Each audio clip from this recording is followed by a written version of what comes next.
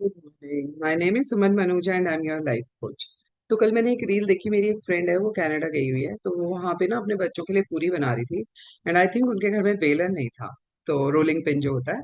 तो उसने एक वोडका की बॉटल थी, शायद उससे वो पूरी बेल रही थी। तो उस समय तो मुझे हंसी आई, लेकिन बाद में मैंने सोचा कि हम बच्चों के लिए कितना इन्वेंशन करते हैं जब हमें नीड होती है।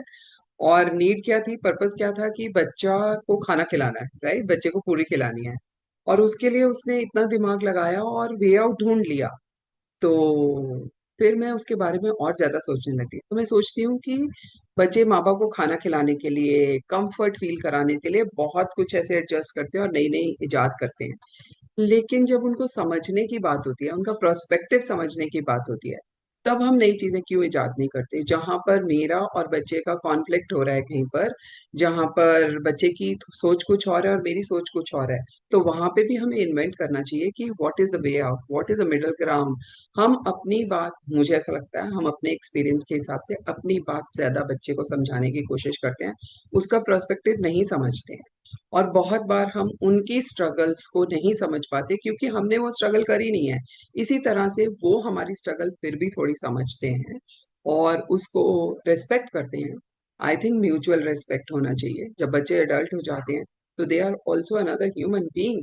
We need to respect them and we need to listen to their perspective and then find a middle ground. अपनी बात समझाओ, लेकिन उनकी बात भी समझो। क्लोज नहीं होना है। जैसे आपने नए नए तरीके ढूंढ के बच्चों को खाना खिलाने के लिए एफर्ट करते हो, या फिर बच्चों को कंफर्ट करने के लिए एफर्ट करते हो, या फिर बच्चों को चीजें जो आपने कभी नहीं खरीदी, उतने उससे भी 10 गुना, 20 गुना, 100 गुना ज्यादा चीजों, प्राइस की चीजों के लिए उनके लिए अवेलेबल कराते हो। इसीलिए थोड़ा सा और मन भी खोलो और उनके प्रोस्पेक्टिव को समझकर, I think if we find a middle ground then, पर पहले ओपन माइंड से उनका पॉइंट सुनो। आई थिंक हम बहुत बार अपना पॉइंट प्रूव करने के एवज में बहुत क्लोज कर लेते हैं अपने आप को और बोलते हैं ये नहीं हो सकता। तो बॉटल का इजाद आपने किया क्योंकि आपका पर्पस था बच्चे को खाना खिलाना। इसी तरह से बच्चे को समझना भी हमारा पर्पस होना चाहिए। जब हमारा पर्पस ये होगा कि हमें बच्चे को ओपन माइंड से उसकी बात सुननी है और समझनी है, आई थिंक तब हम नया इन्वेंशन करेंगे और खुद भी खुश रहेंगे और बच्चे भी खुश रहेंगे। वरना फिर अंडरलाइन करंट बच्चों के साथ हो जाता है और डिस्टेंस हो जाता है।